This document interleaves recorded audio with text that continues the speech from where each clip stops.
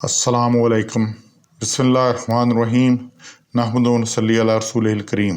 قوانین وراثت میں سے جو ہم بات کر رہے تھے، اس میں جب تقسیم کی بات آئے گی، ہم اس ذیل فروض و اس بات کی بات کر چکے ہیں۔ تو اس میں سے جو دوسرا کیس ہے میت کا، کہ اگر اس کی اولاد ہے، یہ زیادہ تر یہ کیس چلتا ہے۔ تو اس کیس میں کیا ہے کہ اگر اولاد ہے، عورت ہے، تو خاوند کو 1/4 حصہ ملے گا، باقی اولاد میں تقسیم ہو جائے گا، ٹھیک ہے نا۔ اولاد میں سے خاوند کو 1/4 حصہ ملے گا۔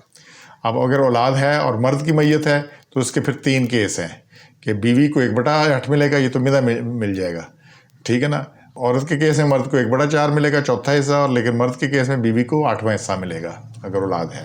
اور جو اس کی اولاد ہے تو اس اولاد کو اگر صرف لڑکیاں ہیں تو ایک لڑکی کو 1/2 حصہ ملے گا، آدھا ہی ملے گی، اور 2 یا زیادہ لڑکیاں ہیں تو ان کو 2/3 ملے گا، باقی پھر اس بعد میں تقسیم ہو جائے گا، ٹھیک ہے نا۔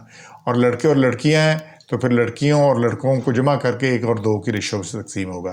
اگر 2 لڑکیاں ہیں اور 2 لڑکے ہیں تو اس کا مطلب 2 لڑکوں کے 2 حصے کے 4 اور 2 لڑکیوں کے 2 6، ساری باقی جو جائیداد ہے بیوی کو دے کر والدین کو جو باقی جو جن کے حصے بنتے ہیں، تو باقی اس ریشو میں 6 حصے ہوں گے، اور ان میں سے 1 حصہ لڑکی کو چلا جائے گا اور 2 تو لڑکوں کو۔ میں کیس کی بات کی ہے، 1/2 کی ریشو میں تقسیم کیا جائے گا اگر مرد کی اولاد ہے۔ اور والدین دونوں اگر ہیں تو پھر والد کو اولاد ہے تو اولاد کا تو آ گیا ہے، اور والدین کے سگے والد کو 1/6 ملے گا اور والدہ کو بھی 1/6 ملے گا۔ اب بات یہ بنی کہ مرد کی اگر اولاد ہے تو پھر بیوی کو 1/8 ملے گا، اور یہ پوری جائیداد میں سے اگر آپ کا 96 ہے نا، 96,000 مثال کے طور پہ، تو 8واں حصہ 12,000 بن گیا۔